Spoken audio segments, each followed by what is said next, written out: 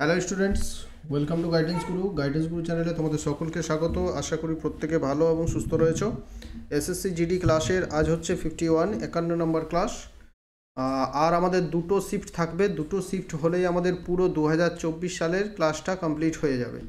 ঠিক আছে, আর দুটো শিফট রয়েছে, দুটো হলেই কমপ্লিট হয়ে যাবে। আজ আমরা করব 7/3/2024 সালে পরীক্ষা হয়েছিল, তার চতুর্থ শিফটে যে প্রশ্নোত্তরগুলো এসেছিলো সেগুলো আমরা আলোচনা করব। তো অবশ্যই লাস্ট পর্যন্ত প্রত্যেকে দেখতে থাকো, আর প্রত্যেকে ক্লাসটা লাইক করে দেবে, আর স্কিপ করো না, কারণ প্রত্যেকটা প্রশ্ন তোমাদের পরীক্ষার জন্য ইম্পর্টেন্ট। আর আমাদের ফ্রি টেলিগ্রাম চ্যানেল আছে, ডেসক্রিপশন বক্সে লিঙ্ক দেওয়া থাকবে। যদি জয়েন না করে থাকো তাহলে অবশ্যই প্রত্যেকে ফ্রি টেলিগ্রাম চ্যানেলে জয়েন করো। টেলিগ্রাম চ্যানেলের নাম হচ্ছে গাইডেন্স গুরু অফিসিয়াল।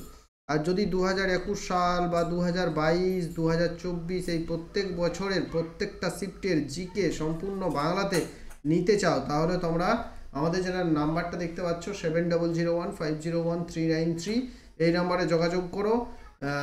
আমরা একটা টেলিগ্রামে পেড গ্রুপ খুলেছি, সেই পেড গ্রুপে জয়েন করতে হবে 199 টাকা পেমেন্ট করে।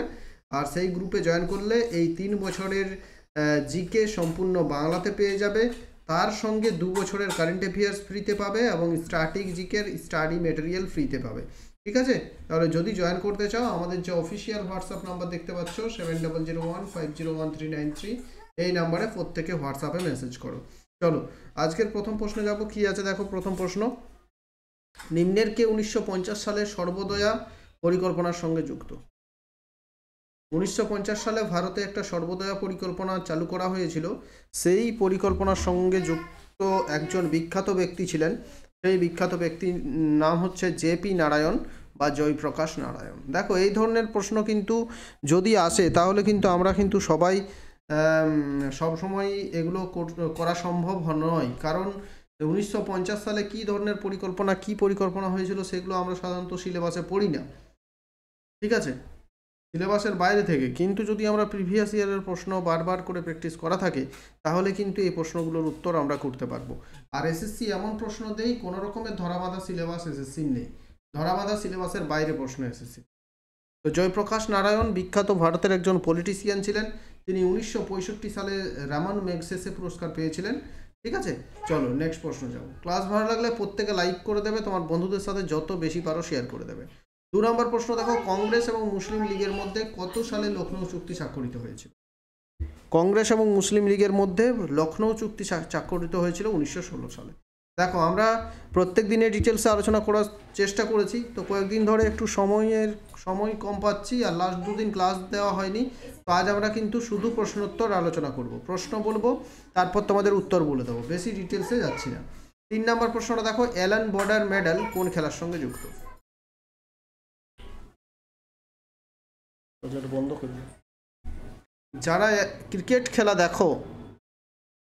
ক্রিকেট খেলা দেখো তারা প্রত্যেকেই জানবে, অনেকেই জানে যে অ্যালান বর্ডার কোন খেলার সঙ্গে যুক্ত। একজন ক্রিকেটারের নাম, বিখ্যাত একজন অস্ট্রেলিয়ার ক্রিকেটার অ্যালান বর্ডার। তো অ্যালান বর্ডার মেডাল দেওয়া হয় কোন খেলাতে? তাহলে হবে cricket is the correct answer. ঠিক আছে, অপশন এ। নেক্সট প্রশ্নটা দেখো, 4 নম্বর, নিচের কোনটি ভারতের কন্ট্রোলার অ্যান্ড অডিটর জেনারেল এর মেয়াদকাল? কন্ট্রোলার অ্যান্ড অডিটর জেনারেল মানে বলতে কি CAG, controller and auditor general কত বছরের সময় থাকে? কারেক্ট আনসার 6 বছর। কন্ট্রোলার এবং অডিটর জেনারেলের সময়কাল হচ্ছে 6 বছর। ঠিক আছে, নেক্সট দেখো 5 নম্বর প্রশ্ন। 2023 সালের মে মাসে বিচারপতি প্রশান্ত কুমার মিশ্র এবং senior advocate KV Viswanathan dash বিচারক হিসেবে শপথ নেন। 2023 সালের মে মাসে, এটা তখনকার কারেন্ট অ্যাফেয়ার্স ছিল। বর্তমানে এই প্রশ্নটা আর আশা করি ইম্পর্টেন্ট নয়, নতুন করে রিপিট হবে না কারেন্ট অ্যাফেয়ার্স, কিন্তু উত্তরটা একটু জেনে রাখো যে 2023 সালের মে মাসে সুপ্রিম কোর্টের 2 জন বিচারপতি প্রশান্ত কুমার মিশ্রা এবং senior advocate KV Viswanathan supreme কোর্টের বিচারপতি হিসেবে শপথ গ্রহণ করেছিলেন। Option B is the correct. ঠিক আছে, নেক্সট দেখো 6। আবার কারেন্ট অ্যাফেয়ার্স থেকে প্রশ্ন। 2023 সালের জুলাইয়ে ভারতের ক্রিকেট কন্ট্রোল বোর্ড কর্তৃক সিনিয়র পুরুষদের নির্বাচক কমিটির চেয়ারম্যান হিসেবে কাকে নিযুক্ত করা হয়েছে?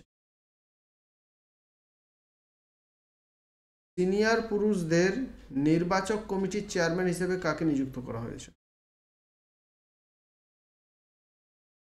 কারেক্ট আনসার হয়ে যাবে অজিত আগরকরকে।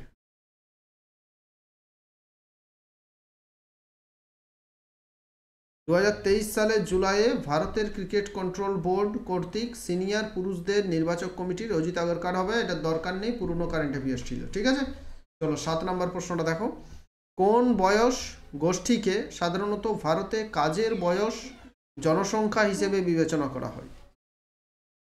কোন বয়স গোষ্ঠীকে সাধারণত ভারতে কাজের বয়স জনসংখ্যা হিসেবে, মানে কাজের মানুষ, কারা ভারতে কর্মক্ষম কাজের মানুষ হিসেবে বা কত বয়স পর্যন্ত ভারতে ধরা হয়? দেখো, ভারতে কাজের জন্য বলা হয় 15 থেকে 59 বছর। 15 বছর বয়স থেকেই কাজ করতে পারবে এবং 59 বছর পর্যন্ত কাজ। কারণ যে কোনো সরকারি চাকরিতে দেখবে 60 বছরে রিটায়ার্ড হচ্ছে। আর এদিকে 15 বছরের নিচে 14 বছর পর্যন্ত যে কোন শিশু হিসেবে ধরা হয় ভারতে। কোনো কলকারখানায় বা কোথাও কোনো 14 বছরের বাচ্চাকে শ্রমিক হিসেবে নিয়োগ করা যাবে না। তাহলে 15 থেকে 60। আর দেখো নিচের কে রায় লোকনৃত্যকে জনপ্রিয় করে তোলে? রায় বলে একটা লোকনৃত্য, সেই লোকনৃত্যকে কে জনপ্রিয় করে তোলে? কারেক্ট আনসার কি হবে? কারেক্ট আনসার হচ্ছে রাম সহায় পান্ডে। রাম সহায় পান্ডে এই রায় নামক লোকনৃত্যটাকে জনপ্রিয় করেছিল। ঠিক আছে, প্রত্যেক দিন আমাদের 8টার সময় ক্লাস হচ্ছে, আর 8টার সময় এরপর এই ক্লাসগুলো শেষ হয়ে গেলে আমরা কি করব, টপিক ধরে ধরে ক্লাস করাবো। 9 নম্বর হচ্ছে ভারত সরকারের লক্ষ্য 2022 সালের মধ্যে শহুরে বাসিন্দাদের ড্যাশ প্রোগ্রামের মাধ্যমে সাশ্রয়ী মূল্যের আবাসন প্রদান করা, যা প্রথম 25 জুন 2015 চালু হয়েছিল। শহুরে জনসংখ্যাদের জন্য বাসিন্দাদের জন্য আবাস পরিকল্পনা 2000 মানে কোন প্রোগ্রামের মাধ্যমে? কারেক্ট আনসার হবে প্রধানমন্ত্রী আবাস যোজনার মাধ্যমে। গ্রামীণ এলাকাতেও রয়েছে প্রধানমন্ত্রী আবাস যোজনা এবং শহুরে এলাকাতেও রয়েছে প্রধানমন্ত্রী আবাস যোজনা। পুরনো কারেন্ট অ্যাফেয়ার্স ছিল। ঠিক আছে, তো জেনে রাখো ব্যাপারটা। প্রধানমন্ত্রী আবাস যোজনার ব্যাপার আমরা প্রত্যেকেই জানি, গ্রামেও চালু আছে, শহরেও চালু আছে। 10 নম্বর হচ্ছে নিম্নের কোন উৎসবটি আসামের সঙ্গে যুক্ত? তিজ, বিহু, ছট, ওনাম। এটা আমি উত্তর বলে দেবো না, এই উত্তরটা তোমরা কমেন্ট বক্সে প্রত্যেকে কমেন্ট করবে। যতজনা দেখছো প্রত্যেকে কমেন্ট করে দেবে এই উত্তরটা। ঠিক আছে, কারণ একেবারে ইজি প্রশ্ন আছে। আসামের উৎসব কোনটা বলবে। আর এটা আমাদের চ্যানেলের কমিউনিটি ট্যাবেও এই প্রশ্নটা আমি তোমাদের দিয়েছিলাম। 11 নম্বর দেখো, আবার কারেন্ট অ্যাফেয়ার্স থেকে প্রশ্ন দিয়েছে। 1 জুলাই 27, 2023 প্রধানমন্ত্রী নরেন্দ্র মোদী PM কিষাণ এর ড্যাশ কিস্তি প্রকাশ করেন 8.5 কোটিরও বেশি সুবিধাভোগীকে 17,000 কোটি টাকা। মানে 8.5 কোটিরও বেশি সুবিধাভোগীকে 17,000 কোটি টাকা প্রদান করা হবে PM কিষাণের মাধ্যমে। তো কারেক্ট আনসার কি হবে? 14তম PM কিষাণ ঘোষণা করে। কততম? 14তম।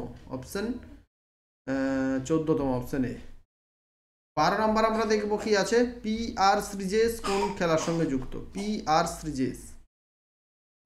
শ্রীজেশ কোন খেলার সঙ্গে যুক্ত? PR শ্রীজেশ একজন ভারতের বিখ্যাত হকি খেলোয়াড়। তো হকি খেলার সঙ্গে যুক্ত PR Sreejesh. Option A is the correct answer. 13 নম্বর আমরা দেখব ভারতে APEDA এর সম্পূর্ণ নাম কি? APEDA এর সম্পূর্ণ নাম কি?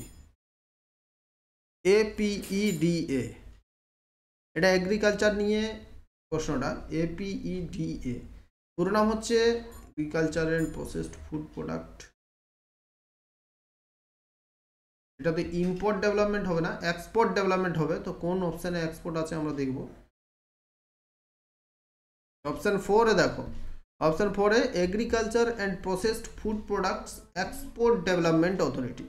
আরেকবার, agriculture and processed food products export development authority. Option D is the correct answer. ঠিক আছে, 14 নম্বর প্রশ্নটা দেখো। নিচের প্রদত্ত বিবৃতিগুলির মধ্যে কোনটি সঠিক বলতে হবে? রাজ্যনীতির নির্দেশমূলক নীতি DPSP আইন দ্বারা প্রয়োগযোগ্য নয়।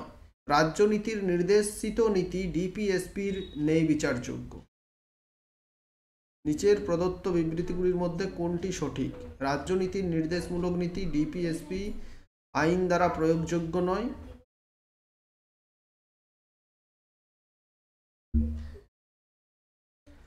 যে আমাদের যে DPSP আছে, directive principal of state policy, এটা আইন দ্বারা প্রয়োগযোগ্য নয়, এটা ঠিকই আছে। রাজ্যনীতির নির্দেশমূলক নীতি DPSP অন্যায় বিচারযোগ্য, এটাও ঠিক আছে। দুটোই কারেক্ট আনসার হবে। ডিপিএসপি কিন্তু যে ডিপিএসপি সম্পর্কে দুটো বিবৃতি দেওয়া আছে, দুটো বিবৃতি ঠিক। বিবৃতি 1 এবং বিবৃতি 2 দুটোই ঠিক আছে। Option C is the correct answer. ঠিক আছে, নেক্সট দেখো 15 নম্বর প্রশ্ন। গুপ্ত সাম্রাজ্যকে প্রায়ই ভারতের স্বর্ণযুগ হিসেবে উল্লেখ করা হয়। এই সময়ের মধ্যে জ্ঞানের কোন ক্ষেত্রে উল্লেখযোগ্য অগ্রগতি হয়েছে? আমরা জানি আমাদের যে ভারতের গুপ্ত যুগ সেটা ভারতের স্বর্ণযুগ হিসেবে ধরা হয়, আর এই ভারতের গুপ্ত যুগে বিজ্ঞান, শিল্প, সাহিত্য, সংস্কৃতি সব কিছুর কিন্তু উল্লেখযোগ্য অগ্রগতি ঘটেছিল। তাহলে অপশন সি বিজ্ঞান, শিল্প, সাহিত্য। 16 নম্বর প্রশ্ন দেখব আমরা। চুক্তিভিত্তিক নিয়োগের মাধ্যমে সরকারি স্কুলে শিক্ষকের শূন্যপদ পূরণের লক্ষ্যে জুলাই মাসে কোন রাজ্য সরকার জ্ঞান সহায়ক প্রকল্প চালু করেছিল? জুলাই মাসে, অর্থাৎ 2023 সালের জুলাই মাসে। এখানে 2023 সালেই বলা হচ্ছে কারণ পরীক্ষাটা হয়েছিল 2024 সালে। ঠিক আছে, জ্ঞান প্রকল্প কোন রাজ্য সরকার এটা চালু করেছে? চুক্তিভিত্তিক কিছুদিন আগে টিচার নেওয়া হচ্ছিল, সেটা কিন্তু গুজরাটে। গুজরাট সরকার চুক্তিভিত্তিক শিক্ষক নেওয়ার জন্য একটা প্রকল্প চালু করেছে। 17 নম্বর হচ্ছে দেখো,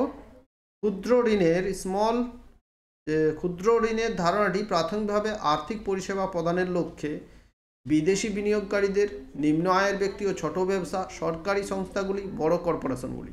দেখো এখানে ক্ষুদ্র ঋণ যখনই বলেছে তখনই বড় কর্পোরেশন হবে না, সরকারি সংস্থাও ক্ষুদ্র ঋণ নেয় না, বিদেশি যে ইনভেস্টর, ফরেন ইনভেস্টর, তারাও ক্ষুদ্র ঋণ নেয় না। ক্ষুদ্র ঋণ কারা নেই? নিম্ন আয়ের ব্যক্তি, যাদের আয় কম এবং যাদের ছোট ব্যবসা, তারাই কিন্তু ক্ষুদ্র ঋণ নিয়ে থাকে। তাহলে অপশন বি। 18 হচ্ছে সন্তোষ ট্রফির নামকরণ করা হয়েছে স্যার ড্যাশ এর নামানুসারে। ভারতীয় ফুটবলের একজন কিংবদন্তি ব্যক্তিত্বের নাম। ভারতীয় ফুটবলের একজন কিংবদন্তি ব্যক্তিত্ব ছিলেন মানমান্থা নাথ রয় চৌধুরী। মানমান্থা নাথ রয় চৌধুরী একজন বাঙালি ফুটবলার, যার নামে সন্তোষ ট্রফির নামকরণটা করা হয়েছে। Option C is the correct. 19 দেখো, মহাসু বা মাহাসু এইরকম লেখা থাকবে, মাহাসু নৃত্যশৈলী কোন রাজ্যের সঙ্গে যুক্ত? তামিলনাড়ু, পশ্চিমবঙ্গ প্রথমেই বাদ দাও, পশ্চিমবঙ্গ হবে না। তামিলনাড়ু, হিমাচল প্রদেশ, কর্ণাটক, কোন রাজ্য হবে?